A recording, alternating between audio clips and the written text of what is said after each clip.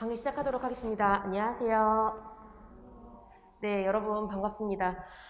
오늘 7급 공채 마스터 클래스, 우리 실전 모의고사죠. 1회 시험을 여러분들께서 보셨을 텐데요. 우선 그 뭐야 소개를 할 때마다 참 너무 쑥스러워요. 네, 근데 뭐 그렇습니다. 뭐 특이한 건 여기 그냥 이렇게 점수가 뭐 제가 뭐 언제 몇 점 받았다, 언제 몇 점 받았다, 언제 몇 점 받았다 뭐 이렇게 되어 있는데 2014년도에 5급 공채 푼 거 다 맞고 찍은 거 다 틀려서 점수 이렇게 나왔다 이렇게 생각을 해주시면 돼요. 그래서 참 점수가 괜찮았는데 운이 없으려면 이렇게도 없을 수가 있죠. 이 점수를 받고도 0.83점 차이로 시험을 떨어졌습니다. 그때 그 서울 지역에 원서를 쓰지 말고 전국으로 원서를 넣었어야 했어요. 근데 뭐 어쩌겠습니까? 아무튼 그래서 이렇게 그때 이후로 이렇게 뭐 좀 계속 안정적으로 고득점을 유지를 했다. 이러한 특징이 있고요.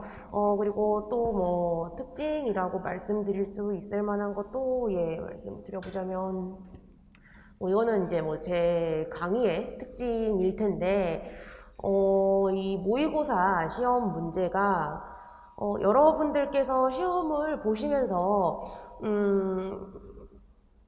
그동안에 출제가 됐었던 기출문제들을 이제 여러분들께서 정말 좀 많이 보시고 이제 눈에 담아 두셨다면 이 문제 내가 어떤 기출문제에서 봤었던 것 같다라고 하는 그런 기시감을 경험을 하실 수 있는 그러한 문제들입니다.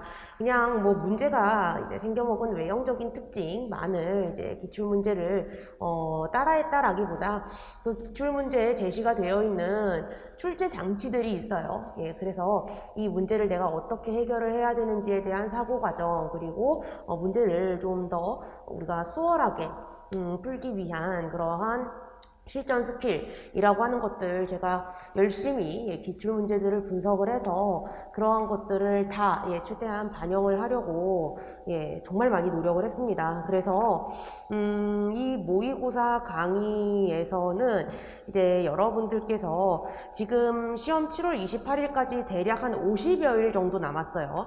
그래서 시간이 뭐 얼마 남지 않았다. 40여일 정도인가요? 40일이라고 하기에는 40일보다는 많이 남았고, 그쵸? 50일보다는 조금 남은, 아무튼 그런 시점인 것 같은데, 아닌가? 오늘이 13일, 28일, 50일 맞아요. 그쵸? 네. 자, 그래서, 이게 참, 한 달 반 조금 넘는 기간이 남아서, 좀, 내가 어떻게 남은 기간 동안 준비를 해야 될까라는 것 때문에 조금 고민도 되실 거고, 그리고 말 같지도 않은 시험 시간표를 발표를 했어요. 그래서 뭐 그렇게 이제 시험 시간표를 발표한 소기의 목적, 허수를 좀 어느 정도 제거를 하겠다라고 하는 소기의 목적은 인사혁신처가 달성을 한 것 같긴 합니다. 그런데 이 120분을 시험을 본다. 이게 제가 6차 교육과정 2세대란 말이에요. 그래서 그 예전에 그때 교육부 장관이셨던 어떤 분이 있어요. 그래서 그분 1세대, 그분 2세대 이렇게 해가지고 그때 당시에는 참 그 세대가 단군 일의 최저 학력이다. 뭐 그런 손가락질도 받고 그랬었는데 그때 수능 볼 때 한 과목을 한 120분? 한 2시간 정도 시험을 봤었던 걸로 기억을 하거든요. 그런 시험이나 이게 좀 볼만하지, 이렇게 좀 사고력을 측정을 하고 배경 지식을 얼마나 가지고 있느냐를 측정하는 시험이 아닌 이러한 취지의 시험에서 120분 시험을 본다라고 발표를 했을 때 굉장히 부담이 될 수밖에 없습니다. 그런데 이 시험을 우리가 어떻게 볼 것이냐, 이러한 부분도 제가 120분을 운영하는 전략은 열심히 짠머리를 굴려서 다 어느 정도 정리를 해 놨어요. 그래서 거기에서 좀 좀 더 이제 세부적으로 여러분들께서 이러한 거는 이제 나한테 좀 더 잘 맞고, 그래서 이러한 부분은 내가 요렇게 좀 유연하게 한번 결정을 해봐야 되겠다라고 하는 것은 이제 여러분들의 뭐 개인적인 뭐 그러한 상황들이 있죠. 내가 어떠한 유형의 문제를 훨씬 더 잘 푼다. 그리고 어떠한 유형의 문제는 조금 더 자신이 없다라고 하는 그러한 상황들이 있으실 텐데, 그러한 부분을 고려를 하셔가지고 세부적인 부분은 여러분들께서 결정을 하시면 되겠습니다. 그렇기 때문에 너무 고민하지 않으셨으면 좋겠어요. 예, 아니 고생은 당연히 하죠. 고생을 안 할 수는 없어요. 예, 이 시험 공부라는 게 몸도 고생하고 내 머리도 고생하고 내 정신적인 부분으로도 고생을 할 수밖에 없습니다. 그런데 전략적인 부분에서 여러분들께서 잘 접근을 하시면 분명 다른 사람들보다 시험은 더 잘 보실 수가 있어요. 예, 그렇기 때문에 너무 걱정하지 마시고요. 예. 그래서 남은 기간 동안에는 내가 잘하는 것을 계속 꾸준하게 더 연습을 해야지 라고 해서 정말 흔들리지 않는 정답률을 내가 만들어 놔야지 라고 생각을 하실 수도 있겠지만, 그것도 중요한데 그것보다 더 중요한 건 내가 남은 기간 동안에 이 나의 약점을 어떻게 더 채워나갈 것이냐 라고 하는 거거든요.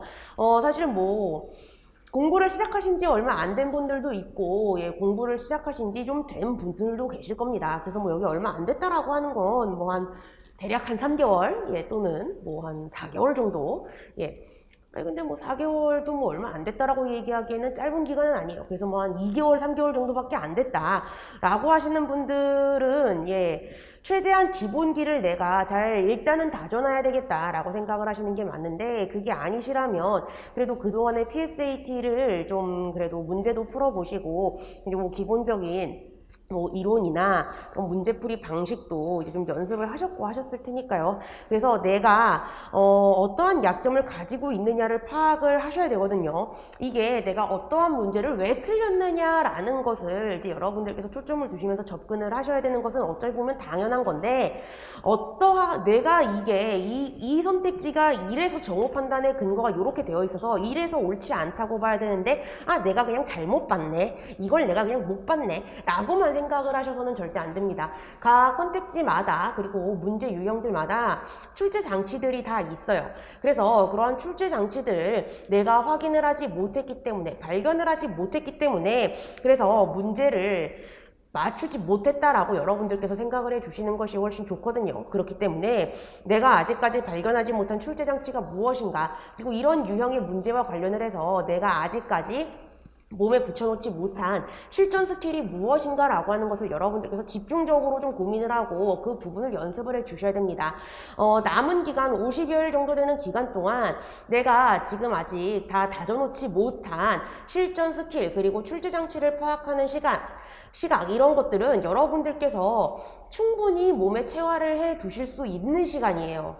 50일이 그냥 뭐 한 달 반 정도라고 생각을 하면은 이게 굉장히 짧은 시간이죠. 그런데 밥을 몇 그릇을 먹어야 되나요? 하루에 2끼 정도만 먹는다고 생각을 하면은 그래도 한 끼당 한 그릇이라고만 합시다. 그랬을 때, 예, 100그릇 아니에요, 100그릇? 예, 그래서 그 100그릇을 먹을 시간이란 말이에요. 그래서 그 시간 동안을 우리가 좀 생각을 해보면, 충분히 가능하다라고 생각이 됩니다. 충분히 가능하다라고 생각이 되기 때문에 너무 걱정하지 않으셔도 되지 않나라는 생각이 듭니다.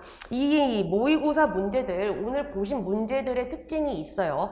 일단 제 모의고사 문제가 다른 모의고사들에 비해서 좀 문제가 많이 어렵다라고 하는 평가를 받아오고 있습니다.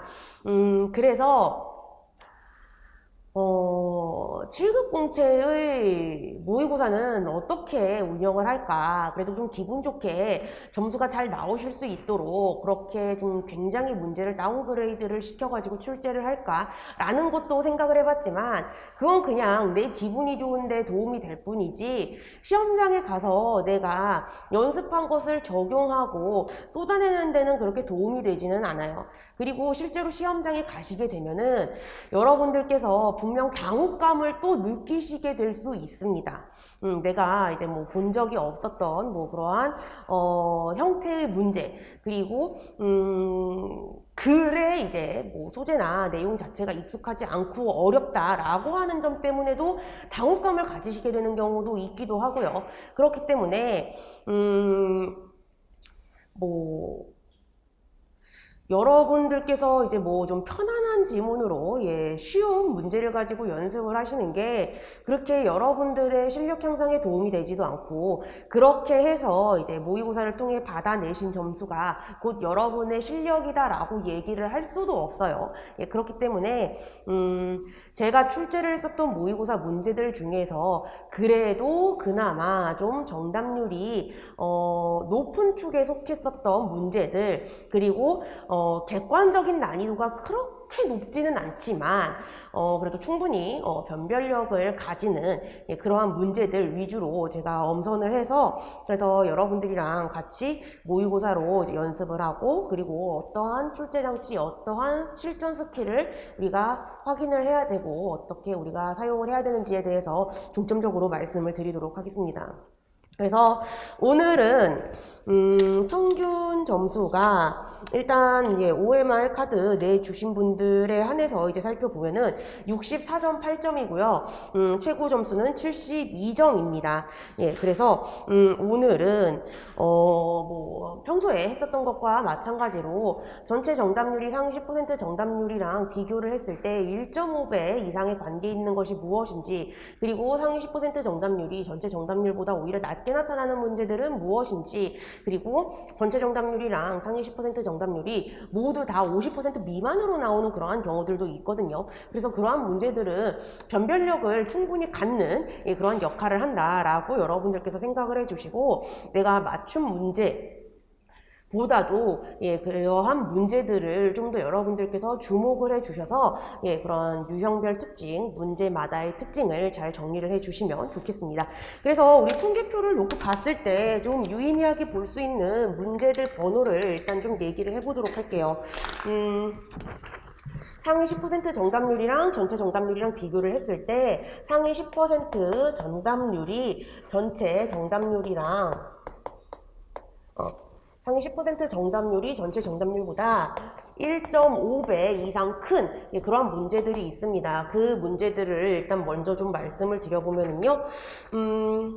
13번, 15번, 17번, 18번, 22번 정도로 이렇게 말씀을 드릴 수가 있겠어요. 네.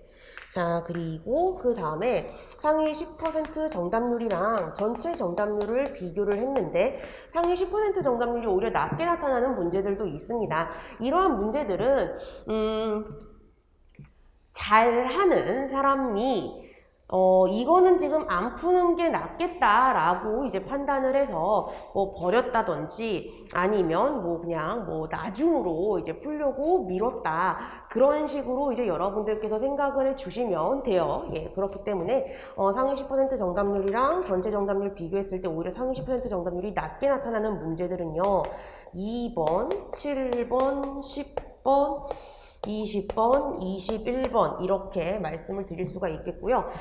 여기에 다 해당이 되지 않는데 모두 정답률이 50% 미만 이하에 해당이 되는 문제들도 있습니다. 그런 문제들도 여러분들께서 주의 깊게 좀 봐주셔야 되겠어요. 9번, 그리고 24번입니다. 네. 그래서 이 정도로 이제 여러분들께서 좀 의미 있는 문제들이다라고 이제 생각을 해주시면 되겠어요. 자, 그래서 1번 문제부터 이제 우리 살펴나가 볼 건데요. 자, 1번 문제 일치추론형이었습니다. 이 문제 지금 상위 10%, 20%, 오늘은 20%로 잡을게요. 그래서 여기 20%로 해야 되겠구나. 상위 20% 정답률이랑 전체 정답률 비교했을 때 뭐 전체 정답률 일단 80%가 나왔어요. 그렇기 때문에 굉장히 좀 무난한 문제였다라고 이제 그렇게 생각을 하시면 되겠고요. 이 문제가 무난하고 그리고 정답률이 이렇게 괜찮게 잘 나온 이유가 있죠. 정오 판단의 근거가 지엽적이지 않습니다. 지엽적이에요. 산재하고 있지 않습니다. 그렇기 때문에 이 문제는 여러분들께서 뭐 사실 지문에 제시가 되어 있는 소재 자체가 그렇게 뭐 난해하거나 낯선 그러한 소재들도 아니고, 그리고 일치추론형이기 때문에 그래서 좀 부담 없이 예, 그렇게 문제를 접근을 하시고 잘 해결을 하셨을 가능성이 좀 커요. 그리고 지문도 그렇게 내용이 어렵지는 않습니다. 예, 여기에서 이제 일치추론형 난이도가 좀 올라가게 되는, 그러니까 변별력을 갖추고 정답률이 떨어지게 되는 출제 장치들을 우리가 좀 정리를 해 봐야 되겠는데요.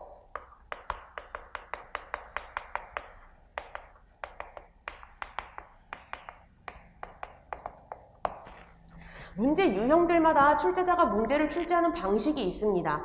그리고 그러한 기본적인 출제의 틀에서 문제의 난이도가 이렇게 점점 달라지게 된단 말이에요. 어떤 문제는 쉽고 어떤 문제는 어렵단 말이죠. 그러면 어떻게 문제가 출제가 됐을 때 문제가 어려워지는지에 대한 것도 여러분들께서 반드시 정리를 해 두셔야 돼요. 자, 이 얘기는 제가 매번 강의 때마다 꼬박꼬박 말씀을 드리기 때문에 제 수업을 쭉 들어오신 분들이라면 귀에 딱지가 앉으셔야 되는 겁니다. 자, 일단 첫 번째, 정오 판단의 근거가 지문 전체에 산재해 있는 경우 문제의 난이도가 올라가게 됩니다. 이 문제는, 그러니까 우리 이 시험은 시간의 압박이 굉장히 강한 시험이에요. 그렇기 때문에 문제 하나하나 해결하는데 소요되는 문제 해결 시간이라고 하는 것이 짧으면 짧을수록 나는 이 문제가 쉽다라고 여겨지게 됩니다. 그런데 그렇지 않게 되면은 이 문제는 좀 난이도가 있다라고 이제 그렇게 생각을 하게 돼요. 그게 이제 문제의 객관적인 난이도 그리고 뭐 체감 난이도 모두 다 올리게 되겠죠. 2021년도에 출제가 됐었던 7급 공채의 일치추론형 문제들을 보시면 일단 뭐 여러분들께서 제가 말씀을 드리면 바로 떠올리실 만한 문제 그거 있죠. 뭐 태극기가 이렇게 생겼다 저렇게 생겼다. 그래서 옛날에는 태극기가 이렇게 생겼고 그 건곤감리 그 사계가 뭐를 뜻하고 옛날 태극기에는 그 건곤감리가 뭐 우상, 우하, 좌상, 좌하 이런 위치에 있더라. 그런데 뭐 요새 쓰는 그러한 모습의 태극기는 건곤감리가 뭐 좀 위치가 달라졌더라. 그래서 뭐 이거는 여기로 있고 여기에 있고 여기 있고 여기 있고 하는 그런 문제가 있어요. 그 문제가 어려웠다라고 평가를 받는 이유가 바로 요겁니다.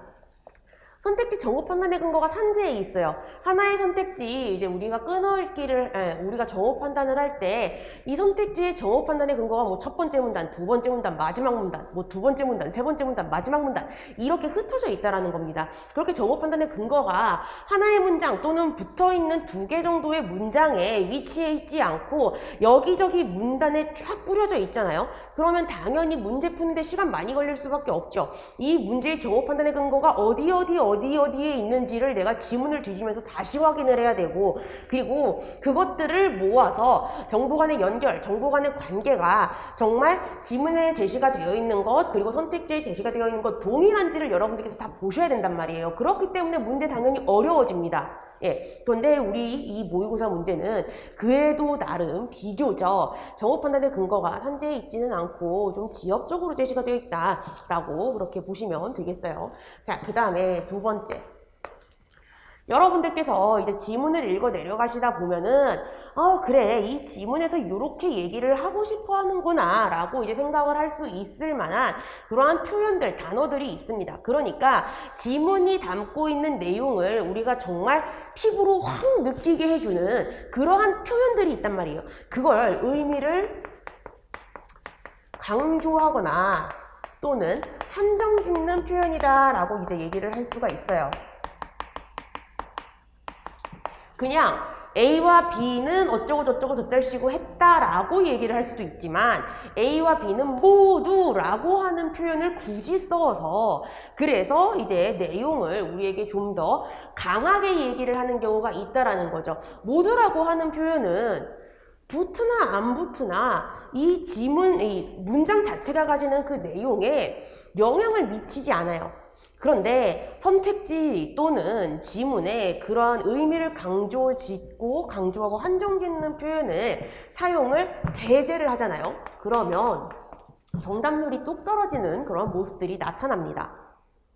예, 그렇기 때문에 의미를 강조해주고 한정짓는 표현이 배제가 되면 아 그러면 정답률이 낮아지는구나 라고 그렇게 생각을 하시면 돼요.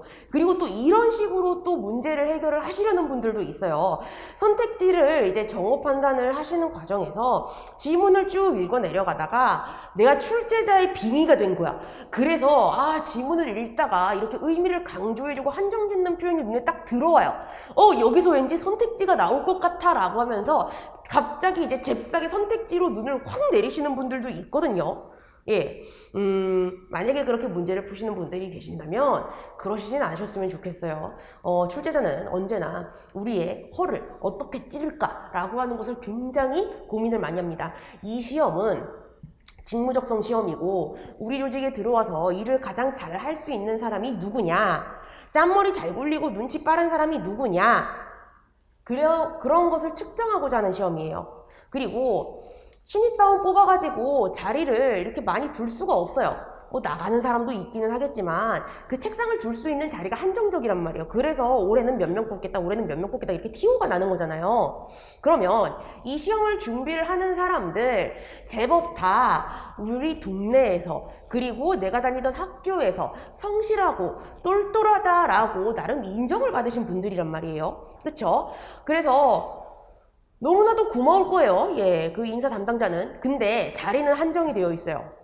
그리고 모두 다 우리 조직이랑 맞지 않을 거예요. 그러면 이 시험이 가지는 궁극적인 목적은 뭐겠어요?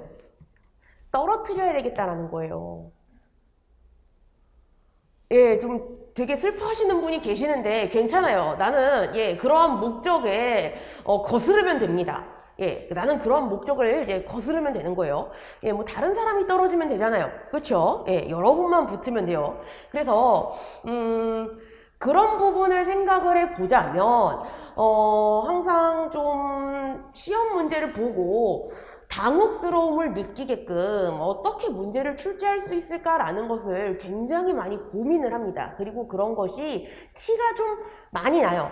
예, 우리 7급 공채에서도 그러한 고민의 흔적이 굉장히 좀 많이 보여졌습니다. 그래서 이렇게 의미를 강조하고 한정 짓는 표현이 만약에 지문에 등장한다라고 하더라도 여러분의 생각대로 출제자가 문제를 출제해 줄 리가 없다라고 생각을 하셔야 돼요. 예, 그렇기 때문에 이러한 표현이 배제가 된다라고 했을 때도 그냥 그렇구나, 이런 내용 얘기를 하고 싶어 하는 거구나, 그 정도로만 여러분들께서 생각을 해주셔야 됩니다. 아시겠죠? 이런 거다 극복할 수 있는 방법이 있어요. 그 다음에 또 어떤 게 있더라. 함정인 선택지 있죠. 함정인 선택지를 만드는 방식이 있습니다. 함정인 선택지 어떻게 만드냐? 지문을 읽고 얻게 되는 인상이나 내가 그동안에 살면서 이제 접했었던, 노출이 되었었던 자극, 그리고 배웠었던 내용, 뭐 배경 지식, 이런 것들로 인해서 갖게 되는 선입견이 있거든요. 이런 것들을 노린 매력적인 오답이라고 하는 것이 있어요. 이런 선택지가 나오면 그 해당 선택지 자체가 가지는 그 객관적인 난이도, 그리고 뭐 체감 난이도도 그렇게 높지는 않은데 정답률이 뚝 떨어지는 그러한 모습들이 보여집니다. 여러분들께 뭐 제가 예전에 뭐 여러분들이랑 같이 수업을 진행을 하면서 뭐 말씀을 드렸던 여러 개의 문제들이 있어요. 그런데 대표적인 문제로 2020년도에 우리가 함정이다 라고 이제 부르는 선택지들이 이제 대거 등장을 하는 그런 문제가 있었습니다. 예, 이런 매력적인 오답 파티가 이제 일어났었던 때가 있어요. 그래서 2020년도에 출제가 됐었던 5급 공채 나책형 기준으로 뭐 문제번호 말씀드리면 여러분들께서 잘 기억을 못 하실 건데 미란다 판별 문제 있어요. 그런데 이 문제가 선택지 2번에서 피해자의 권리라고 하는 이러한 표현을 사용합니다. 지문에 제시가 되어 있는 미란다 판결은 피해자의 권리에 대해서 얘기를 하고자 하는 게 아니라 피의자의 권리에 대해서 얘기를 하고자 하는 문제였어요. 그런 내용이에요. 지문을 읽어 내려가면서 내용이 그렇게 어렵지 않고, 그리고 미란다 판결 내가 뭐 그렇게 살면서 안 들어본 적도 없고, 그리고 그렇기 때문에 지문을 후룩후룩 이제 그렇구나 역시 쉽네 뭐 이런 내용이 있구나 라고 하면서 후룩후룩 읽어 내려가고, 그러면서 이제 선택지 정오 판단을 하시는 과정에서 이 글자만 그냥 대충 눈으로 훑고, 그러니까 이제 지나가셔서, 그래서 지문에서 그냥 뭐 이런 글자 있었겠지. 그래서 이 부분을 제대로 체크를 하지 못하시고, 그리고 이 선택지가 정답이야 옳은 거야 라고 해서 이 문제 정답률이 40% 미만이 나왔습니다. 그리고 이 외에도 기타 등등 다른 문제들도 많아요. 아직까지 우리 7급 공채에 출제가 됐었던 일치 추론형 문제들에서 이렇게 지문을 읽고 얻게 되는 인상, 선입견을 노린 그러한 매력적인 오답, 함정인 선택지가 이제 제시가 되어 있는 문제가 딱히 등장을 하지는 않았어요. 딱히 등장을 하지는 않았지만 충분히 낼 수가 있습니다. 이걸 내면 5급 공채 시험 문제하고 우리가 뭐 민간 경력자 시험 문제하고 또 이렇게 비교를 했을 때 난이도, 그러니까 그 변별력, 정답률적인 측면, 난이도적인 측면에서 당연히 조절을 잘 할 수가 있어요. 5급 공채만큼 어려우면 안 됩니다, 우리 시험이. 그쵸? 그래서 난이도도 잘 조절을 할 수가 있는데 정답률은 뚝뚝뚝뚝 떨어뜨릴 수가 있단 말이에요. 그렇기 때문에 이러한 출제 장치 여러분들께서 좀 조심을 해 두셔야 되고요. 그 다음에 네 번째, 잘 등장하지는 않을 거예요. 잘 등장하지는 않을 건데 이게 등장하면 아마 난리가 날 겁니다. 5급 공채의 경우에는 한번 뒤집어진 적이 있어요. 그러니까 정오 판단의 근거가 직접적이고 명확하게 내 눈앞에 제시가 되어 있으면, 그러면 정오 판단하는 데 있어서 그렇게 어렵지가 않습니다. 여기 부분이 근거고 이거 가지고 내가 선택지 정오 판단 이렇게 하면 되는구나 라고 하는 것을 잘 판단을 할 수가 있는데, 그걸 제대로 안 주는 경우가 있어요. 그래서 이 단어가 가지고 있는 의미, 직접적이고 밖으로 대놓고 얘기하고 있는 의미가 아니라 안에 숨겨놓고 있는 의미, 이 내용을 내가 끄집어내서 문제를 해결하게끔 그렇게 출제자가 요구하는 경우가 있거든요.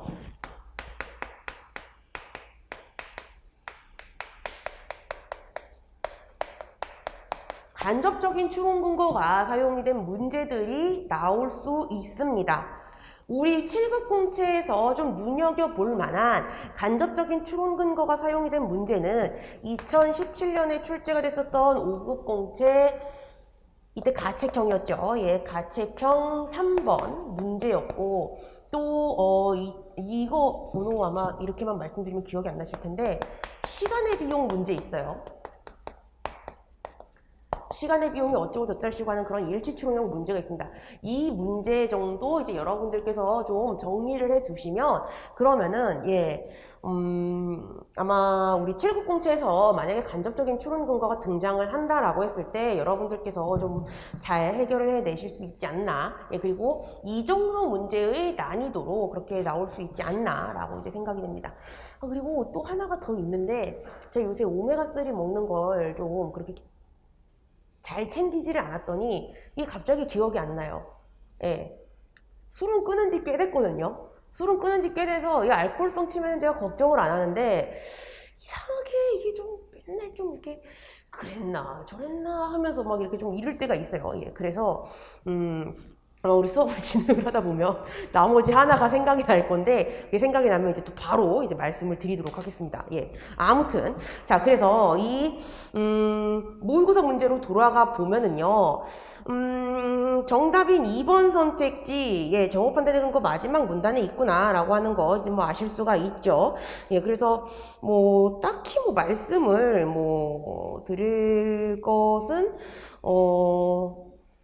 없지만, 선택지 끊을기를 하면서 우리가 이 선택지에서 어떠한 내용을 정오 판단해야 되느냐라고 하는 것을 여러분들 좀 잘 체크를 해 주셔야 돼요. 자, 그래서 이 2번 선택지를 끊을기를 해보면은요, 유교적 사상이 중시되던 조선시대에도 끊고, 민간신앙은 여전히 끊고 삶 속에서 중요한 역할을 수행하였다라고 얘기를 하고 있어요. 자, 그래서 첫 번째, 조선시대에 유교적 사상이 중시가 되었느냐, 그리고 두 번째, 조선시대에 민간신앙이 삶 속에서 중요한 역할을 수행했느냐, 세 번째, 지금 여전히 라고 하는 정오 판단의 범위를 설정해주는 표현이 있습니다. 그래서 조선시대 이전부터 계속 해서 민간신앙이 조선시대 들어와서도 삶 속에서 중요한 역할을 수행을 했는지, 이렇게 세 가지 내용을 여러분들께서 정오 판단을 해 주셔야 돼요. 마지막 문단을 통해서 이제 여러분들께서 파악을 하실 수가 있죠.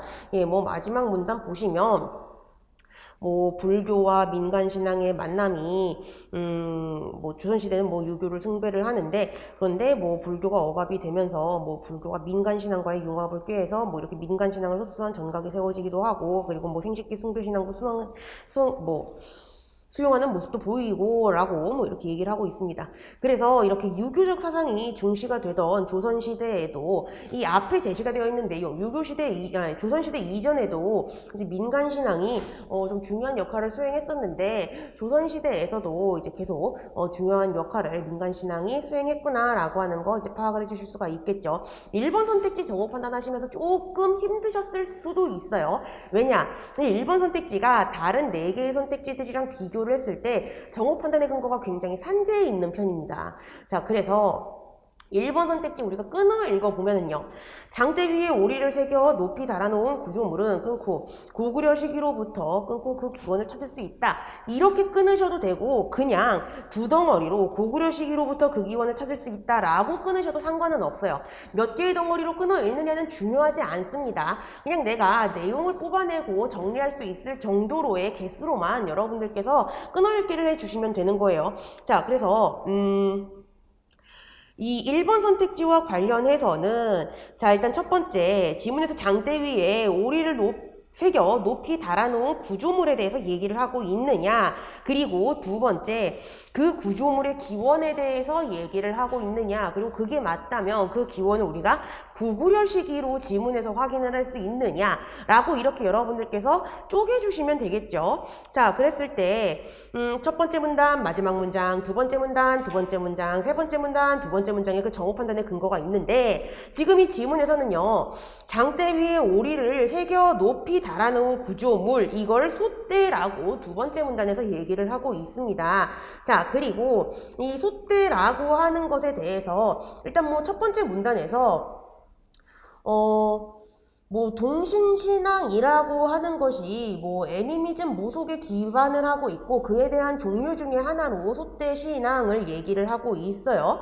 자, 그리고 옛 기록을 보면 뭐 고구려에는 뭐 나무로 신상을 만들어 그곳에 관사를 두어 관리가 지켰다라고 하면서 이게 장승의 기원으로 이해를 할 수 있다라고 얘기를 합니다. 장승의 기원이 고구려 때이다 라는 것은 우리가 지문을 통해서 알 수 있지만, 솥대의 기원이 언제부터이냐라고 하는 것은 지금 이 지문에서 얘기를 하고 있지 않기 때문에 알 수 없다라고 그렇게 판단을 하시면 된다라는 거죠. 아시겠죠? 네. 이 정도 말씀드리고 이제 2번 문제로 넘어가도록 하겠습니다. 자, 2번 문제. 하이퍼루프가 어쩌고저쩌고 뭐 이렇게 얘기가 되어 있는데요. 사실 이 문제를 만들 때 당시만 해도 일론 머스크가 그렇게 막 우리나라에도 막 되게 유명하고 뭐 그런 사람은 아니었어요. 그냥 이제 지문 발췌를 하다 보니 그냥 뭐 그렇구나, 뭐 이런 사람이 이렇게 얘기를 했다는구나 라고 해가지고 그냥 이렇게 발췌를 해가지고 문장 다듬고 그렇게 해가지고 뭐 일지 추론형 문제를 짠하고 만들었는데, 요새 일론 머스크 뭐 텔레비전 틀기만 하면 나오더라고요. 예. 그리고 뉴스를 이제 내가 좀 검색을 해서 뭐 요새 어떤 뉴스가 있나, 어떤 새로운 소식이 있나 라고 하면서 보면은 꼭 이제 맨날 나와요. 예. 그래서 그렇구만 하면서 이제 또 되게 좀 신기하더라고요. 아무튼 자, 지금 이 문제 발문에서 알 수 없는 것을 골라라 라고 이제 얘기를 하고 있는데, 알 수 있느냐 알 수 없느냐 라고 하는 것을 묻는 문제, 일치 추론형에서 좀 많이 등장하는 발문이죠. 자, 그래서 일치 여부를 물어보는 표현이 발문에서 사용이 되면은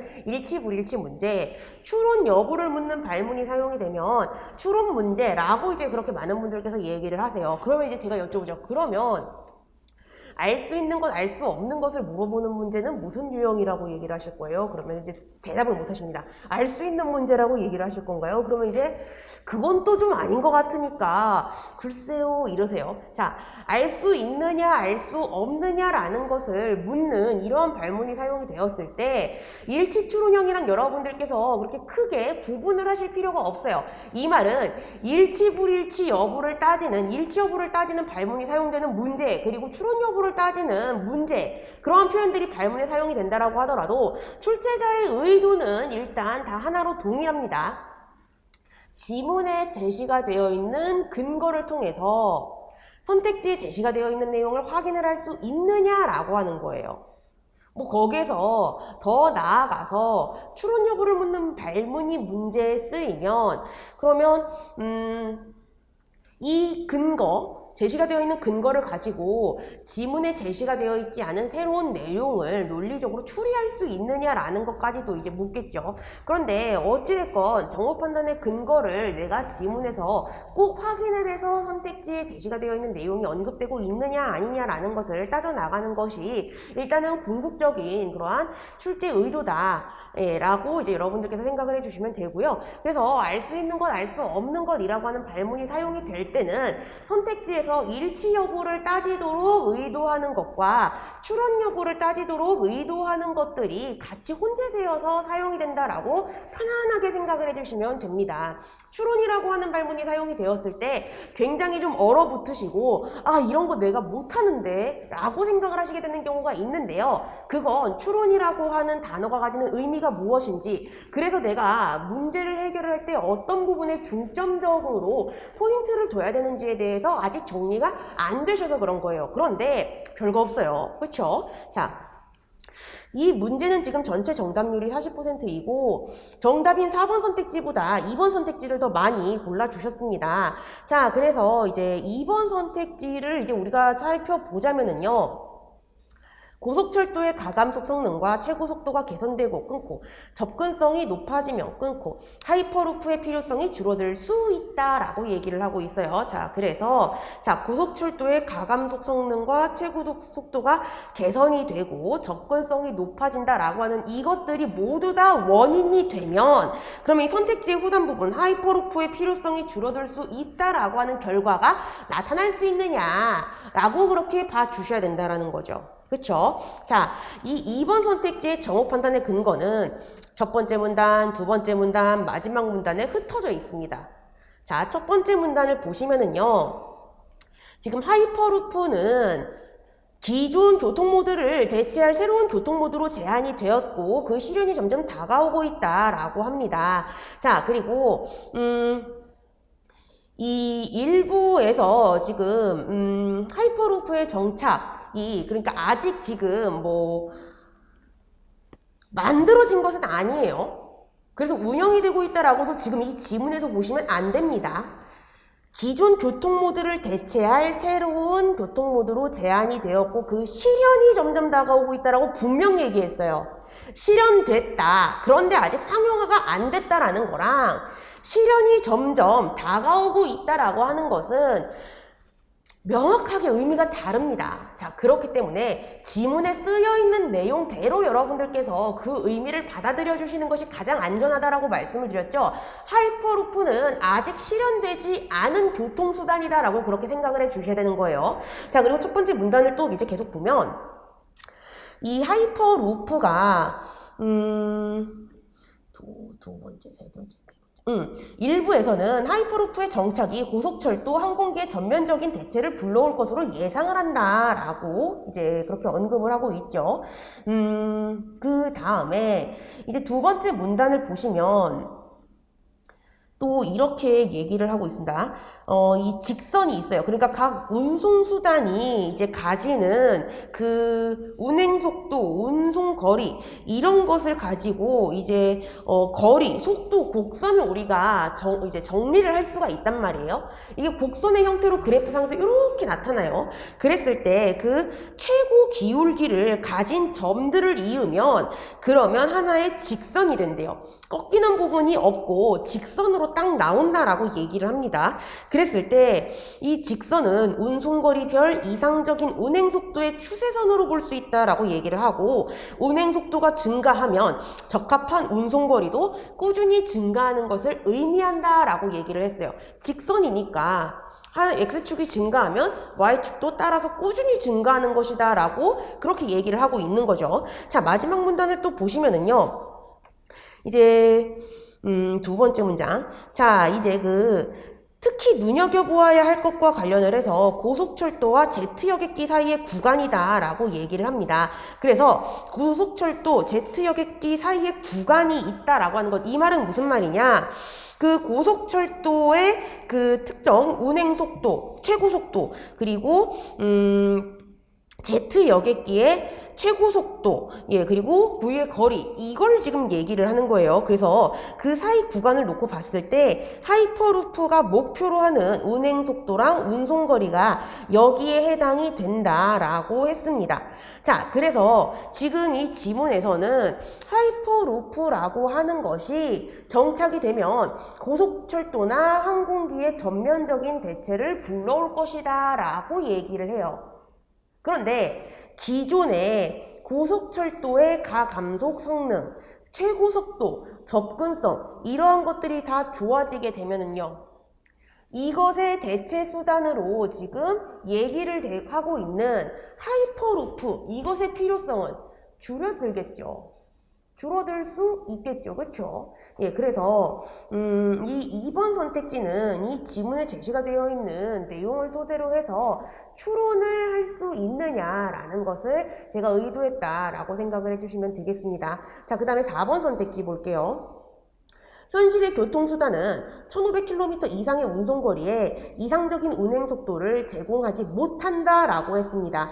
자, 지금 보시면 하이퍼루프의 제안자인 일론 머스크는요, 하이퍼루프가 모든 상황에서의 최적 대안은 아니고 두 도시 간의 거리가 최대 1500km인 경우의 대용량 교통에 가장 이상적이다라고 얘기를 했어요.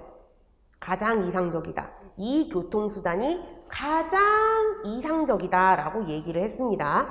자, 그리고 이 마지막 문단을 보시면 하이퍼루프가 목표로 하는 운행속도, 운송거리는 고속철도와 제트여객기 사이의 구간이에요. 그쵸? 자, 그래서 하이퍼루프의 최대 운송거리가 1500km인데, 그런데 지금 하이퍼루프가 목표로 하는 운행속도, 운송거리는 고속철도랑 제트여객기 사이의 구간이란 말이에요. 그러면 고속철도는 하이퍼루프보다 운행속도, 운송거리 조합이 훨씬 더 적을 것이다.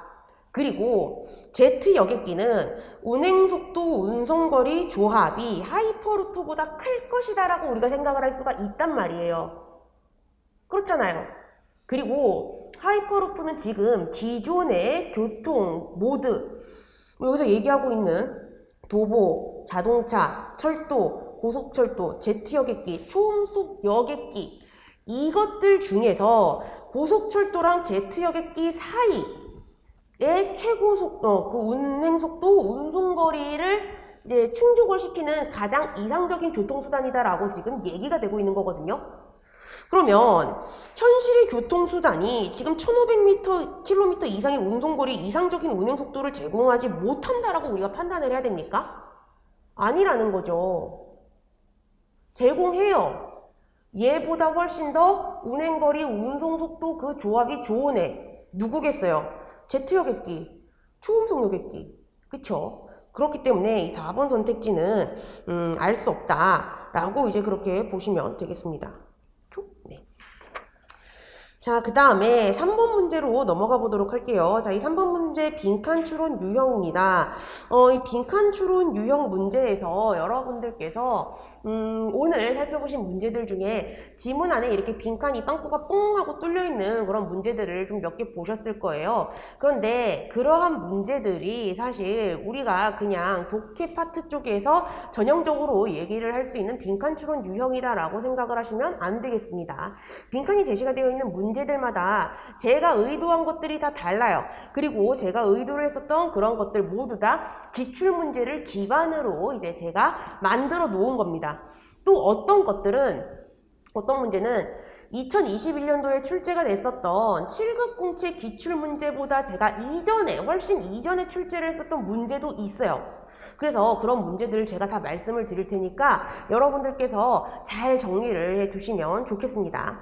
자, 빈칸 추론 유형 문제에서는요, 출제자는 지문을 읽어 내려가면서 지문의 내용을 잘 이해하고 파악하고 문맥의 흐름도 잘 파악을 해서 이 빈칸에 들어갈 진술 딱 하나가 뭔지 한번 뽑아내봐라 라는 것을 의도를 합니다.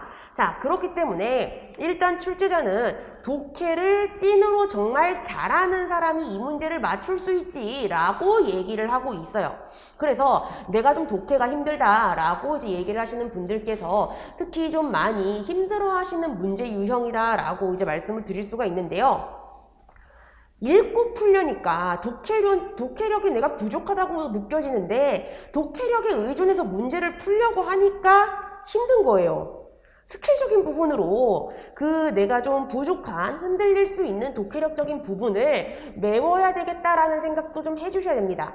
자, 그래서 빈칸 추론 유형을 여러분들께서 문제를 해결을 하실 때 일단 이게 그 독해 파트 쪽에서 출제가 되는 전형적인 빈칸 추론 유형 문제다 라고 한다면은요, 해당 문제를 이제 여러분들께서 살펴보시면서 아, 이거 빈칸 추론 유형이구나, 바로 지문을 읽어 내려가자 라고 하실 게 아니라 빈칸 주변을 일단 한번 살펴보셔야 돼요.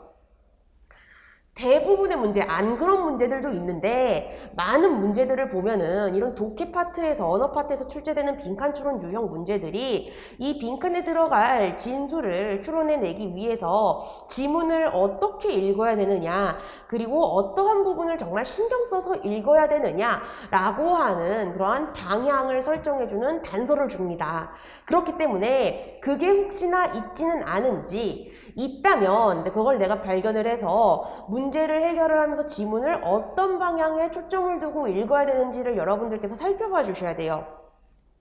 그래서 달문 보고 지문을 바로 읽겠다고 덤벼 들어가는 거, 딱히 별 계획 없이 문제를 해결하는 거란 말이에요. 내가 계획을 어느 정도 잡고 방향을 잡고 지문을 읽어 내려가면서 문제를 해결하는 거랑 딱히 아무런 방향 없이 그냥 지문을 읽어 내려가는 것, 정오 판단의 근거, 문제 해결의 실마리를 어느 부분에서 더 잘 확인할 수 있을 것이냐, 정답은 정해져 있어요. 제가 이 방법이 훨씬 더 효과적이죠 라고 말씀을 드릴 필요도 없습니다. 그렇죠? 자, 이 정도는 여러분들께서 행간의 의미 다 파악을 하실 수 있다라고 생각이 돼요. 자, 그래서 빈칸 앞부분, 뒷부분을 좀 이렇게 살펴보면은요, 빈칸 앞에서 이렇게 얘기를 합니다. 따라서 베커에게 있어서 진정한 연주란이라고 얘기를 합니다. 그리고 그 빈칸 다음 내용을 보니까 이로써 연주자는 이렇게 된다라고 얘기를 해요. 자, 그러면 빈칸에 들어갈 진술은 일단 베커가 여기는 진정한 연주라는 것이 무엇이냐, 그 내용을 받아주고 있어야 되고요. 그리고 그것이 바로 그 다음 문장, 연주자가 작곡가와 대등한 위상을 갖는 창조자의 위치까지 도달하게 해주는 원인, 계기, 이 정도로 우리가 생각을 할 수가 있다라는 거죠. 그럼 지문 읽어 내려가면서 어느 부분에 더 확실하게 초점을 둬야 됩니까? 베커의 견해예요, 베커의 견해. 그쵸? 자, 그래서 첫 번째 문단을 보면은 피츠너가 어쩌고저쩌고 얘기를 했다라고 말을 하고 있습니다. 볼 것도 없는 거예요. 볼 것도 없어요. 정리가 잘 되어 있고, 그래서 이 문제의 출제 장치, 유형의 출제 장치가 잘 정리가 되어 있고, 그래서 내가 출제자가 어떠한 부분에 초점을 두고 지문을 읽어라 라고 얘기하는지를 확실하게 이렇게 잘 파악을 했잖아요. 그러면 첫 번째 문단의 독일의 작곡가 피치노는 이렇게 하면서 훅 훑어보기만 하셔야 된다는 거예요. 피치노의 견해에 대해서 우리가 살펴볼 필요가 없다라는 거죠. 그래서 해설지 보시면 첫 번째 문단은 제가 정오 판단의 근거로 제시도 안 해놨어요. 자, 두 번째 문단 볼게요. 그런데 음악 작품이 작곡가로부터 분리되어 존재할 수 있고 음악 작품이 악보와 동일한 것이 아니라 그 의미를 밝혀내는 과정에서 다양하게 재구성될 수 있다는 생각이 받아들여지면서 피츠너의 연주론을 비판하는 시각들이 대두가 됐고요. 그러한 피츠너의 연주론을 비판하는 시각, 이것을 대표하는 것이 바로 베커의 연주론이다 라고 얘기를 합니다. 그래서 베커가 뭐라고 얘기를 했느냐? 음악의 근원과 본질을 고려할 때 음악 연주는 즉흥 예술이다 라는 거예요. 그래서 음악이란 본래 순간의 울림에서 만들어지는 것이고 음의 순간적인 울림을 통해서만 진정한 존재적 의미를 얻을 수 있다라고 이 사람이 생각을 했대요. 그래서 이걸 바탕으로 이상적 연주는 즉흥 연주다 라고 얘기를 했고, 그리고 이 사람은 작품을 해석해야 되는 연주자가 악보를 그냥 청각적으로 완벽하게 재현하는 것을 목표로 삼는 재생산적 연주. 자, 우리 피아노 배울 때, 또는 악기 배울 때 여러분들 생각해 보시면 이 악보에 있는 대로 박자, 음정, 강약 이러한 것들을 어떻게 그대로 잘 재현을 해낼 수 있느냐를 초점적으로 이제 여러분들께서 배우셨을 거예요. 그쵸? 그래서 그런 것은 별로 의미가 없는 거다. 그냥 악보를 따라하는 거고 재생산하는 것이지, 이 그리고 음악이 가지는 그러한 의미를 정말 살릴 수 있는 것이냐라고 얘기를 한다라는 겁니다. 이해되셨죠? 자, 그래서 세 번째 문단을 보시면요, 그래서 이 베커가 즉흥 연주라고 하는 것을 되게 좋게 봤단 말이에요. 이게 이상적인 거다라고 했는데, 사실 이 즉흥 연주가 그냥 악보 없이 그냥 맘대로 뚱땅뚱땅 거리면서 이제 연주를 하는 것은 아니다라는 겁니다. 작곡가가 예술적 착상을 악보로 기록한다 라고 하는 것 인정 당연히 했어요. 자, 그래서 이 악보로 기록함으로써 음악의 반이 완성이 되고, 그리고 연주자가 이것을 연주를 할 때 예술작품이 완성이 된대요. 그러려면 미완성을 완성으로 끌어올리는 연주자에게는 당연히 우리가 일반적으로 생각하는 것 이상의 자유가 허용이 되어야 됩니다. 자, 그래서 베커에게 있어서 진정한 연주는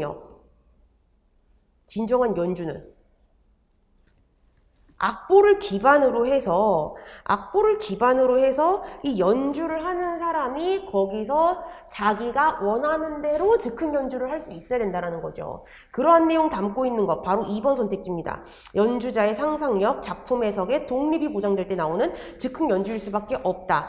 자, 지금 여기 이 2번 선택지에서 작품 해석, 그러니까 이 악보라고 하는 것, 이것을 아예 무시를 하고 그냥 멋대로 연주를 한다는 걸 얘기를 하는 게 아니라 작품 해석, 그러니까 원래 제시가 되어 있는 악보를 이 사람이 자율적으로 어떻게 해석을 할 것이냐에 대한 것을 얘기를 하고 있단 말이에요.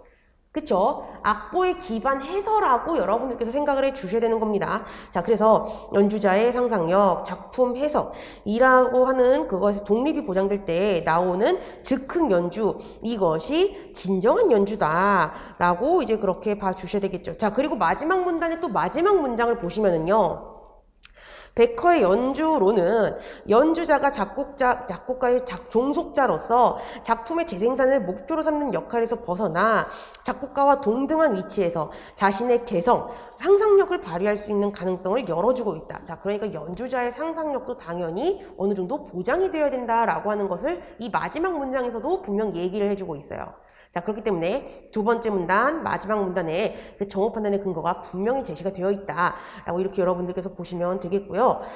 네, 그래서 잘 해결을 해 주셨습니다. 네, 이 정도 말씀드리고 4번 문제로 넘어가도록 할게요. 4번 문제 일치 추론형이고요. 예, 잘 해결을 해 주셨습니다. 알 수 있는 선택지들 뭐 얘기를 하는 것보다는 알 수 없는 선택지 얘기하는 것이 훨씬 더 의미가 있겠죠. 자, 이 문제는 지금 1번, 4번 선택지 정도를 제외하고는 정오 판단의 근거가 굉장히 좀 산재해 있는 그러한 문제다라고 이제 보시면 되겠습니다. 그래서 알 수 없는 2번 선택지 얘기를 해보면은요, 로마네스크 양식은 끊고 고딩 양식과 달리 끊고 성당의 천장을 석재로 만들었다라고 얘기를 했어요.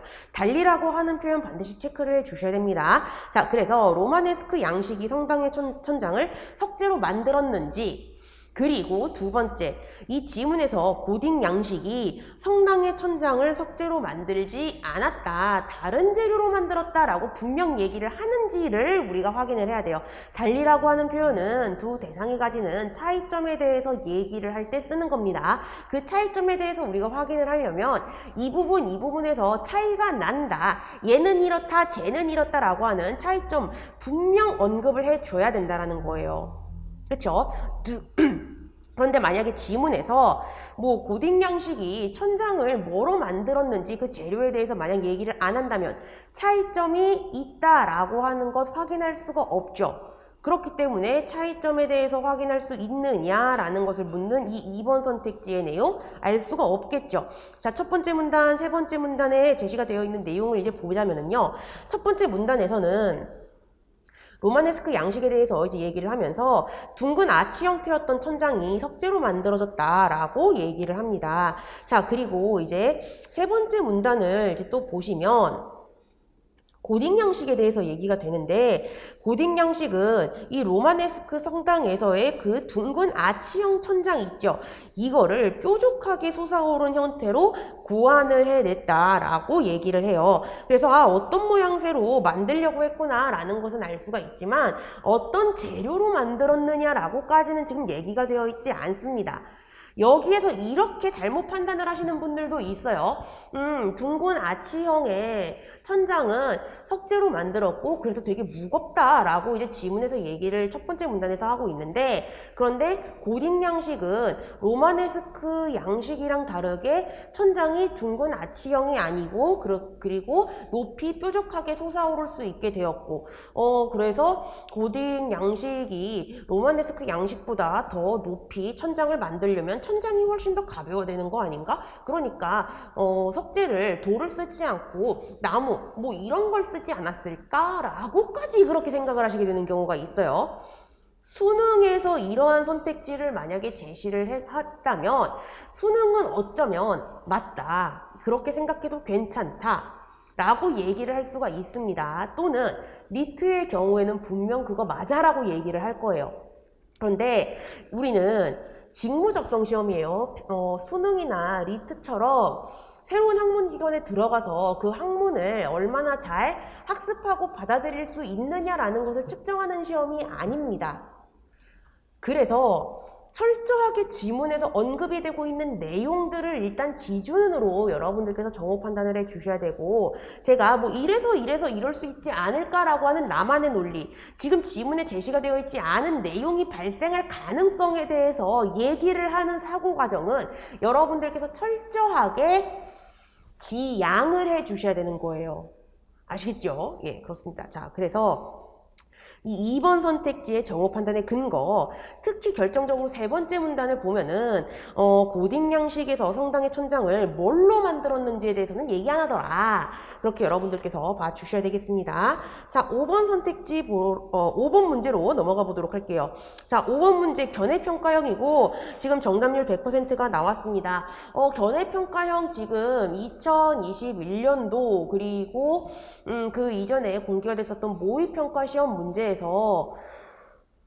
등장을 아직 안 한 문제 유형이에요. 등장을 아직 안 한 문제 유형인데 이거야말로 이러한 유형이야말로 출제자가 조금만, 너무 까다롭게가 아니라 조금만 까다롭게 그렇게 출제 장치를 사용을 하게 되면 변별력을 굉장히 크게 갖출 수가 있는 문제 유형입니다. 그리고 이 지문에서 얘기하고 있는 내용들 정말 잘 파악했느냐, 그리고 세부적인 정보, 진짜 지문에서 이 선택지에서 얘기하고 있는 것대로 언급을 하고 있는지 아닌지를 꼼꼼하게 잘 파악할 수 있느냐라는 것을 굉장히 강하게 물어봐요. 그래서 올해 그리고 뭐 앞으로의 7급 공채에서 분명히 출제가 될 가능성이 높은 문제 유형이다 라고 생각이 됩니다. 그래서 여러분들께서 아직까지 우리 7급 공채 시험에서 견해평가형이 출제가 안 되었기 때문에 이거 뭐 안 나오겠어, 안 나오겠지라고 이제 뭐 그렇게 생각을 하실 수도 있겠지만, 예, 그렇게 생각을 하지 마시고, 뭐든지 그러한 출제될 가능성, 예, 이러한 것을 여러분들께서 좀 생각을 해 보시면서, 예, 문제를 살펴봐 주시고 연습을 해 주시면 좋겠어요. 자, 잘 해결을 해 주셨습니다. 잘 해결을 해 주셨는데, 이 견해평가형에서 출제자가 이렇게 지문, 그리고 선택지나 보기를 주면서, 당연히 여러분들께서 이제 이 지문을 읽어 내려가실 때는 연습을 하실 때, 이 논쟁의 핵심 쟁점이 무엇이냐라는 것 정도는 뭐 정확하게까지는 아니어도 대략적으로 좀 뽑아내실 수는 있어야 돼요. 네. 그리고 왜냐? 2017년도에 출제가 됐었던 5급 공채 기출문제에서 이 논쟁의 핵심 쟁점이 뭐냐라고 하는 것을 견해평가형에서 선택지로 대놓고 물어봤었습니다. 그런데 그때 이후로 5급 공채에서는 한 번도 출제가 되지 않았거든요. 그러한 출제 의도가 있는 선택지가 등장을 하지 않았고, 그 2017년도에 출제가 됐었던 5급 공채 시험 문제들을 여러분들께서 좀 평소에 공부를 하시고 연습을 하시면서 굉장히 좀 의미 있게 봐주셔야 돼요. 각각의 문제 유형별로 출제자가 이러한 부분을 내가 여러분들에게 요구하는 기본기입니다 라고 이제 의도하는 것들이 있는데, 정말 그 기본기에 정말 충실하냐, 기본기가 정말 잘 닦여 있느냐라는 것을 굉장히 강하게 물어보고 있습니다. 그렇기 때문에 2017년도에 출제가 됐었던 5급 공채 문제는 7급 공채 준비하시는 여러분들이라면 문제를 내가 그냥 씹어먹을 정도로 여러분들께서 굉장히 주의 깊게 봐주셔야 되는 거예요. 자, 그래서 지문 읽으시면서 논쟁의 핵심 쟁점이 무엇인지는 당연히 좀 잘 정리를 해주실 수가 있어야 되겠고요. 각각의 선택지에서 뭘 물어보고 있느냐라고 하는 것은 여러분들께서 정말 정확하게 잘 파악을 해주셔야 됩니다. 이 견해평가형에서 각각의 선택지나 보기에서 출제자가 물어보는 거는 일단 한 3가지 정도로 얘기를 해볼 수가 있어요. 일단 첫 번째, 각 견해에 대한 설명. 이 선택지에 제시가 되어 있는 각 견해 입장에 대한 설명이 정말 지문에서도 이렇게 얘기가 되고 있느냐라는 것을 묻는 경우들이 굉장히 좀 많습니다. 그리고 두 번째, 여러 견해들의 공통점에 대해서 묻는 경우들도 있어요. 그래서 A와 B는 여기에서도 모두라는 표현을 쓸 수도 있고 안 쓸 수도 있습니다. 그래서 A와 B는 뭐 이러이러한 부분에 뭐 모두 다 동의한다, 또는 뭐 이러이러한 것을 인정한다 라든지, A는 이러한 부분을 인정하고 B도 그렇다, 뭐 그러하다 라고 하는 표현을 쓰면서, 이게 지금 견해들의 공통점으로 이 견해, 요 견해, 이 입장들에서 모두 다 언급이 되고 있느냐를 출제자가 물어보는 거예요. 그렇기 때문에 이 견해의 공통점에 대해서 묻는 선택지가 등장을 한다면, 정말 이 선택지에서 제시를 하고 있는 인물들이나 입장들, 이 입장들이 정말 다 이렇게 언급을 하고 있느냐를 여러분들께서 꼼꼼하게 잘 파악을 해 주셔야 됩니다. 세 번째는요, 차이점이에요. 차이점. 그래서 이 견해들이 정말 이러이러하게 입장에서 차이가 나타나느냐라고 하는 것을 이제 묻는 경우들도 있는데요. 자, 이런 차이점을 묻는 것은 A와 달리 B는 이라고 하는 표현을 쓰겠죠. 자, 달리라고 하는 표현을 쓰면은 일단 B는 이러하다 라고 이제 문장이 끝날 때 B가 정말 이렇게 얘기를 하는지, A가 이 부분을 부정하면서 얘기를 하는지를 봐주셔야 되는 거예요. 이것과 관련을 해서 A가 이것을 부정한다라고 하는 내용 내가 확인을 할 수 없다면 정말 이게 견해의 차이점인지에 대해서 확인을 할 수가 없기 때문에 판단을 할 수 없다, 알 수 없는 선택지다, 올바르지 않은 분석이다 라고 그렇게 봐주셔야 되는 겁니다. 자, 그리고 이러한 표현이 사용이 될 수가 있어요. A와 B는 이러하다는 것에서, 이러하다는 그에서 견해의 여부를 달리한다 라고 하는 표현을 쓰는 경우도 있습니다. 우리 예전에 590제 기출문제에서 등장을 했었던 표현인데요. 여부라고 하는 것은요. 하나는 긍정하고 하나는 부정한다라고 하는 의미로 생각을 해주시면 되는 거예요. 그래서 이렇게 어쩌고저쩌고 저짤시고라고 얘기를 하는 부분을 여부를 달리한다라고 하는 표현을 이제 선택지에서 얘기한다. 그러면은 둘 중에 한 사람이 이 내용을 긍정하고 둘 중에 한 사람은 이 내용을 반드시 부정을 해야 된다라고 여러분들께서 생각을 해주셔야 되는 겁니다. 둘 중에 한 사람은 긍정하거나 부정한다라고 얘기를 해요. 그런데 나머지 한 사람이 아무 말도 안 하고 그냥 입 꼭 닫고 있어요. 그러면 이 견해에 있어서, 입장에 있어서 이 내용에 대해 여부를 달리하는지, 누구는 긍정하고 누구를 부정하는지는 알 수가 없죠. 그렇죠? 자, 그렇기 때문에 이렇게 여부를 달리한다라고 하는 표현이 나오면 이것도 차이점을 물어보는 표현이다라고 여러분들께서 생각을 해주셔야 됩니다. 아시겠죠? 이 표현이 정리만 되면은 출제자가 이런 거 묻는 거지 라고 하면서 굉장히 여러분들께서 이제 정오판단 근거를 잘 확인을 하실 수가 있는데, 이 의미가 뭘 뜻하는 건지, 이 내용이 뭘 뜻하는 건지, 표현이 뭘 뜻하는 건지가 정리가 안 되시는 경우도 있어요. 그러면 그래서 내가 뭘 확인을 해야 된다는 건가, 어떤 것을 정오판단의 근거로 찾아야 된다는 건가 라는 것이 아예 머릿속에 잡히지가 않습니다. 그렇기 때문에 자주 등장하는 이러한 표현은 여러분들께서 좀 주의 깊게 봐주셔야 될 필요가 있어요. 뭐 그 외에 또 뭐 암묵적인 뭐 전제가 이러하냐 어쩌고 저쩌고 라는 것을 묻는 그러한 것도 있지만, 그거는 뭐 견해평가형에서 뭐 대놓고 뭐 보통 물어보는 출제 의도다라고 하기보다는 암묵적 전제를 확인할 수 있느냐라는 것을 이제 물어보는 거니까, 이제 논리 파트의 전제 추가, 전제 찾기 유형이다라고 그렇게 따로 생각을 하시면 되겠습니다. 자, 어찌됐건 이 문제 굉장히 해결을 잘 해주셨고요.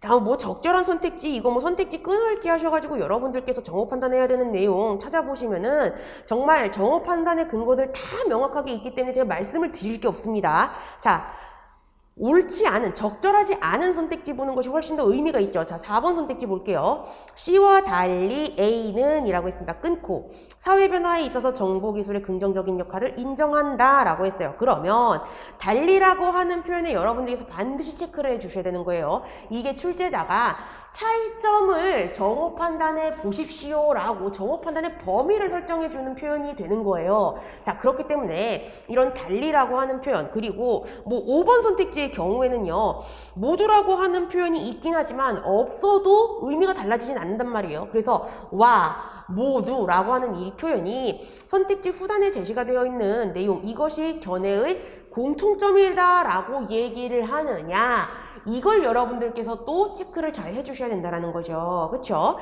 자, 그래서 4번 선택지 우리가 정보 판단해야 되는 내용을 뽑아내 보면요. 일단 첫 번째, A가 사회변화에 있어서 정보기술의 긍정적인 역할이 있다라고 얘기를 하는지, C는 사회변화에 있어서 정보기술이 긍정적인 역할을 못한다 라고 얘기를 하는지를 봐주셔야 되는 거예요. 자, 그래서 A에 대한 내용을 보면은 사회 변동의 배후에는 정보기술의 급속한 발전이랑 확산이 있는데, 정보기술은 사회 변동에 대해서 자율적이고 역동적인 힘을 행사를 하고, 뭐 정보경제라는 새로운 경제 부문을 급부상시키고, 고용 부분을 변화시키고, 그리고 정부 기업 조직의 작동 방식도 고려한다라고 이제 그렇게 얘기를 하고 있어요. 그래서 뭐 부정적인 역할보다는 이렇게 좀 긍정적인 역할을 한다라고 얘기하고 있다, 그렇게 생각을 하셔도 괜찮습니다. 자, 그런데 C의 경우를 보시면은요, C는 정보기술이 기존의 사회 및 자본주의 경제구조와 독립적으로 발전하였다고 보기는 어려울 것이다 라고 얘기를 하지만, 정보기술이 급속도로 발달하면서 이로 인해 사회가 생각지 못했던 방향으로도 발전하는 것을 우리가 간과하면 안 된다, 주목해야 된다라고 얘기를 해요. 그러면서 정보화 과정, 그러니까 이 정보기술의 발달이 시민사회를 성장시키고 활성화시키고 사회관계를 긍정적인 방향으로 변화시킨다라고 해서 정보기술의 발전이 긍정적으로 사회 변화에 있어서 역할을 한다라고 분명히 얘기를 해줍니다. 그쵸? 자, 그렇기 때문에 4번 선택지 적절하지 않다, 이렇게 보시면 되겠어요. 이 견해평가형 문제에서 출제자가 정답률을 떨어뜨리는, 그러니까 문제의 난이도를 끌어올리는 출제 장치를 보통 이렇게 제시를 합니다. 지문을 읽고 얻게 되는 또 인상 같은 게 있어요. 지문에서는 분명 이렇게 얘기를 하지 않았습니다. 그런데 지문에서 얘기 안 한 걸 선택지를 이렇게 딱 보면은 왠지 이렇게 얘기를 했을 것 같은데 싶도록 그렇게 착각하게 만드는 선택지를 제시해 놓는 경우가 있어요. 자, 선택지 끊어읽기를 했을 때 여러분들께서 정말 효과를 많이 보실 수 있는 문제 유형이 바로 일치추론형과 견해평가형입니다. 그래서 견해평가형을 푸실 때도 선택지 끊어읽기를 하셔가지고 내가 뽑아낸 내용들을 지문에서 확인을 할 수 있는가 없는가 라고 하는 것을 기준으로 그렇게 여러분들께서 접근을 해주시면 돼요. 그러면 함정이라고 하는 그런 선택지가 등장을 했을 때 헷갈리는 부분 없이 남들은 고민을 하면서 이거 정말 이렇게 내가 봐도 되는 걸까? 이 부분이 정말 추론의 근거가 되는 걸까? 라고 이제 생각을 하면서 헷갈린다 이러고 있을 때 여러분들은 깔끔하게 정오 판단 딱 해내시고 다른 문제로 넘어가실 수가 있다는 거죠. 그쵸? 네, 맞습니다. 자, 6번 문제로 넘어가 보도록 하겠습니다. 6번 문제. 이 문제 추론 여부를 발문해서 묻고 있어요. 하지만 제시가 되어 있는 지문의 내용은 베이컨의 우상의 개념에 대해서 얘기를 하고 있고요.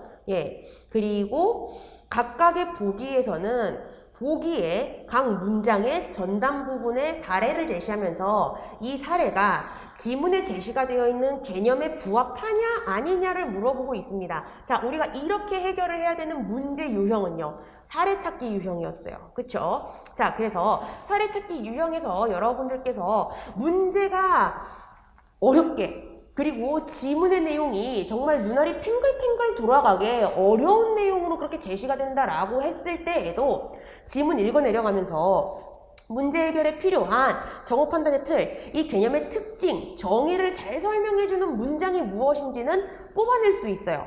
내가 어떤 게 글자고 어떤 게 종이고 이렇게 지금 정신이 없는 그러한 중에서도 이거는 정의를 얘기해주는 문장이구나, 이게 지금 장점이라고 얘기하고 이건 지금 문제점이라고 얘기하는구나, 이거 정도는 우리가 다 확인을 할 수가 있는 거거든요. 자, 그렇기 때문에 여러분들께서 지문을 읽어 내려가시면서 이 정오 판단의 틀이 되는 부분, 그러니까 어떤 개념의 정의 그리고 특징에 대해서 얘기를 해주는 문장, 이걸 딱 잡아가지고 이걸 가지고 내가 주어진 사례를 키워드를 매칭을 하면서 대입을 하고 비교를 해보자 라고 생각을 하시면 정말 무리 없이 문제를 해결하실 수가 있어요. 2021년도에 출제가 됐었던 사례찾기 유형 문제 중에 지문이 되게 듣도 보도 못한, 그래가지고 이걸 내가 어떻게 지문을 읽고 문제를 풀어야 되느냐, 그리고 문제 유형이 뭐냐라고 하는 것도 제대로 판단이 안 됐었던 그런 문제가 하나 있었거든요. 근데 그거 지문을 내용을 내가 읽고 완벽하게 이해할 필요도 없습니다. 그냥 이 부분 가지고 내가 문제 풀면 되는구나, 그 개념의 정의, 특징에 대해서 얘기해주는 그 문장만 딱 찾아내면 그냥 제시되어 있는 보기의 내용 하나하나 대입해가지고 정오 판단을 굉장히 쉽게 할 수 있는 문제가 있었어요. 그래서 그 문제, 제가 이거 이렇게 풀면 돼요 라고 말씀을 드렸더니 많은 분들이 이러시더라고요. 이렇게 쉽게 풀 수 있는 문제인 걸 왜 몰랐을까? 그래서 나는 시험장에서 이걸 왜 버리고 안 풀었을까? 그러면서 이제 후회의 눈빛을 막 이렇게 보내셨는데, 여러분들 걱정하지 않으셔도 돼요. 우리가 지문을 읽고 논문 쓸 거 아니에요. 그래서 뭔가 내용이 좀 뚝뚝 끊긴 것 같기도 하고, 그리고 이거 개념이 뭔지 내가 좀 잘 이해를 못하겠고 라고 해도 이거를 내가 완벽하게 이해를 해서 내 것으로 만들겠다, 그런 생각 하실 필요 없습니다. 아시겠죠? 자, 제가 좀 의도를 했었던 선택지는 보기는 바로 디귿이었어요. 자, 기억 니은은 여러분들께서 정말 완벽하게 정오 판단을 잘 해내셨을 겁니다. 디귿도 마찬가지일 거예요. 지금 정답률이 굉장히 높아요. 자, 그런데 디귿을 제가 어떤 부분을 의도를 했느냐. 자, 지금 이 보기에 제시가 되어 있는 사례, 이게 종족의 우상에 해당이 되느냐 아니냐를 여러분들께서 보시면 되는 거죠. 종족의 우상에 대해서 얘기를 하고 있는 두 번째 문단을 보시면 사람을 오류로 이끄는 위험한 충동을 총체적으로 일컫는 말이다 라고 얘기를 해요.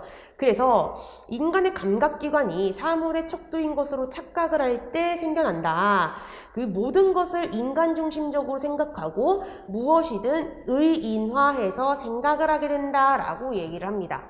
자, 지금 이 보기를 보시면은요, 일기예보를 보고 비가 올 것이라고 생각을 해서 우산을 가지고 나갔는데 비가 안 왔어요. 그러면 이건 일기예보가 잘못된 것이고 내 감각에 의해서 오류를 범한 게 아니죠. 잘못 판단한 게 아니에요.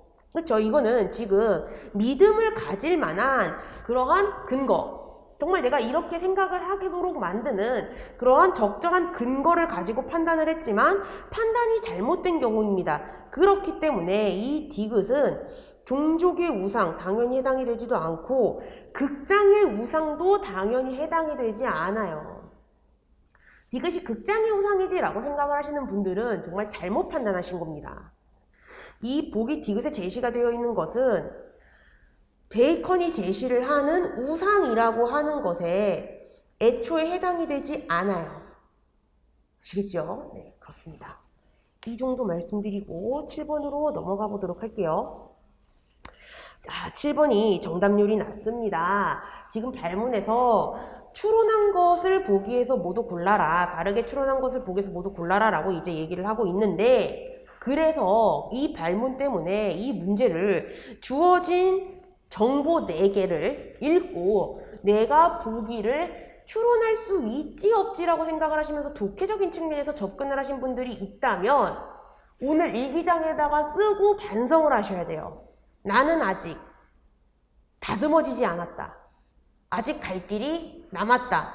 하지만 멀지는 않습니다. 조금 남은 거예요. 조금. 자, 다른 건 몰라도 마지막 문장 있죠. 달걀 수익과 관련된 이 마지막 문장을 보시면 명제의 표준 형식으로 제시가 되어 있어요. 이러거나 이러하면 이라고 해서 조건 명제의 표준 형식 제시가 되어 있잖아요.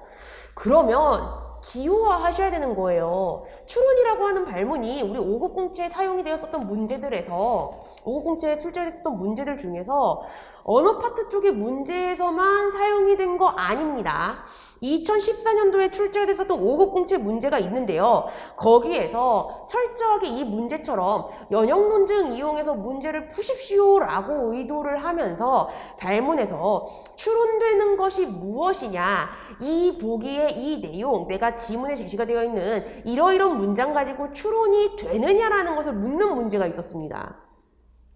그렇기 때문에 발문에 여러분들께서 좀 초점을 두고 이 문제 유형이 이렇다 저렇다라고 생각을 하실 게 아니라 제시가 되어 있는 조건이나 보기의 특징, 선택지의 특징을 보시면서 정말 이 문제가 찐으로 나에게 의도하는 것이 무엇이고 이 문제에 사용이 되어 있는 출제 장치가 뭐냐, 그래서 이 문제 유형이 뭐냐라는 것을 여러분들께서 판단을 하실 수가 있어야 돼요. 아시겠죠? 자, 그래서 제시가 되어 있는 문제, 우리가 기호화를 해서 접근을 하면 읽고 긴가민가 하면서 머리가 아프게 그렇게 문제를 풀 필요가 없어요. 7급 공채에 출제가 됐었던 문제들 중에 그런 문제 있었습니다. 빈칸 추론 유형인 줄 알았으나 기호화를 해서 풀어야 되는 전제 찾기 문제였다. 그런 출제 장치 바로 다음 문제에 있어요. 자, 제시가 되어 있는 내용을 우리가 정리를 해봅시다. 자, 지금 1번 첫 번째 조건, AI 청정국 달걀이 아닌 것 중 검역을 통과한 달걀은 없다라고 했습니다. 이 정도의 문장 2014년도 5급 공채에서 사용이 됐었어요. 연역 논증 문제에서. 자, 이 말은 무슨 말입니까? AI 청정국 달걀이 아닌 것은 모두 다 검역을 통과하지 못했다라는 거예요. 그렇죠? 자, 그래서 not AI 청정국 달걀은 모두 라고 했으니까 화살표로 이용해서 기호화를 하시면 되겠죠. 이거 정언명제다 라고 보시면 됩니다. 검역을 통과하지 못했다. 자, 두 번째. 유정란은 검역을 통과하고 개당 50g 이상이다 라고 얘기를 합니다. 이거는 유정란이라고 하는 범주의 특징에 대해서 얘기를 하는 거예요. 그렇기 때문에 유정란은 모두 라고 하는 의미로 우리가 바꿔서 생각을 할 수가 있어요. 그러니까 화살표로 기호화를 해도 된다라는 겁니다. 그냥 있는 이가 라고 하는 주어 뒤에 붙는 조사, 주격 조사가 나타났을 때 무조건 화살표를 이용해서 기호화를 하면 되지, 저는 그런 식으로 얘기를 한 적이 없어요. 문장이 가지는 논리적인 의미를 우리가 파악을 하면서 기호화를 해야 되는 거고요. 그렇기 때문에 이걸 내가 화살표를 이용해서 기호화를 할 수 있느냐 없느냐라는 것을 우리가 따져보기 위해서는 해당 문장을 세 가지로 바꿔서 한번 생각해 보시라라고 말씀을 드렸죠. 첫 번째, 전칭을 의미하는 문장이냐, 전체 범주에 대해서 얘기를 하는 문장이냐. 두 번째, 조건 명제로 우리가 바꿔서 볼 수가 있느냐, 이런 조건에 해당되면 이런 조건, 이러이러한 특징이 나타난다, 이러이러한 결과가 발생한다 라는 식으로 조건 명제로 볼 수가 있느냐. 세 번째, 논리학의 인과 추론, 이게 원인이면 이게 결과로 나타난다 라는 문장으로 바꿔서 쓸 수 있느냐. 자, 그래서 이 두 번째 문장은 원인과 결과에 대해서 얘기하는 문장은 아니죠. 유정란이 원인이면 검역을 통과하고 개당 50g 이상이라는 결과가 나타난다. 이건 정말 말도 안 돼요. 그렇죠? 그러나 유정란 전체 범주에 대해서 얘기를 하는 문장이기 때문에 화살표를 이용해서 기호화가 가능하다는 거고요. 검역을 통과한다. 그리고 개당 50g 이상이다. 이렇게 정리가 되겠죠. 세 번째, 냉장 유통하지 않은 달걀은 검역을 통과할 수 없다라고 했습니다. 달걀 중에 냉장 유통을 하지 않은 것의 범주에 대해서 얘기를 하는 거예요. 그래서 냉장 유통을 하지 않은 달걀은 모두라고 우리가 그렇게 생각을 할 수가 있고, 따라서 전칭을 의미하는 화살표, 이걸 이용해서 기호화를 할 수가 있는 겁니다. 그래서 검역을 통과하지 못한다. 이렇게 정리를 하셔야 되겠죠. 네 번째, 유정란이 아니거나 not 유정란 또는 개당 50g 미만이다 라고 했습니다. 이 말은 50g 이상이 아니다라는 거예요. 이러면 냉장 유통 하지 않는다 라고 이렇게 정리가 되는 거죠. 그쵸? 자, 기업 볼게요. 기업. AI 청정국 달걀은 존재하지 않는다. not AI 청정국. 이걸 이끌어낼 수 있느냐라는 것을 묻는 거죠. 얘를 이끌어내려면 not AI 청정국 달걀이라고 하는 것을 후건 또는 수로 부분에서 우리가 발견을 하거나, 아니면 전건 또는 주어 부분에서 AI 청정국이라고 하는 표현을 우리가 주어진 조건을 통해서 이끌어내고 또는 확인을 하고 할 수가 있어야 되거든요. 하지만 그렇지 않아요. 그렇죠? 그렇기 때문에 반드시 참이라고 할 수 없습니다. 자, 그 다음 니은. 검역을 통과한 달걀이라면 유정란이다 라고 얘기를 했어요. 자, 여기에서 출발해서 요걸로 도착할 수 있느냐를 출제자가 묻는 거예요. 그럼 여기에서 출발할 수 있는 조건을 살펴보셔야 되겠죠. 그게 세 번째 조건의 대우 명제죠. 그래서 검역을 통과하는 달걀 모두 냉장 유통을 한다. 자, 그리고 냉장 유통을 하면 네 번째 조건의 대우 명제 볼게요. 그러면 냉장 유통을 하면 유정란이고 50g 이상이다. 개당 50g 이상이다. 라고 이렇게 정리가 되죠. 그쵸? 지금 후건이 되는 문장에 연원기호가 나타났습니다. 그러면 여기서 출발해서 여기로 도출해서 여기로 도착을 해서 얘도 참, 얘도 참, 동시에 참으로 확정을 시키는 거예요. 그쵸? 그렇기 때문에 여기로 도착을 하게 되는 거고, 따라서 보기 니은은 이거 반드시 참이다 라고 그렇게 보셔야 되겠습니다. 자, 그 다음에 디귿. AI 청정국 달걀이라면 검역을 통과한다 라고 이렇게 봐야 되겠죠. 자, 우리가 이렇게 이제 해결을 하려면, 이거를 이제 찾아 나가려면 여기에서 출발해서 여기로 끝나야 된다는 거예요. 그것은 바로 첫 번째 조건의 이명제예요. 그런데 우리 연역 논증에서 얘기를 했죠. 원명제가 참일 때 이명제는 반드시 참이다라고 얘기 못합니다. 참이라고 할 수 있는 근거가 주어지지 않아서. 그렇기 때문에 참거진 여부 판단 못하겠죠. 따라서 보기 디귿은 추론할 수 없다. 이렇게 보시면 된다라는 거죠. 추론이라고 하는 발문을 이렇게 논리 파트 쪽에서 쓰면은요.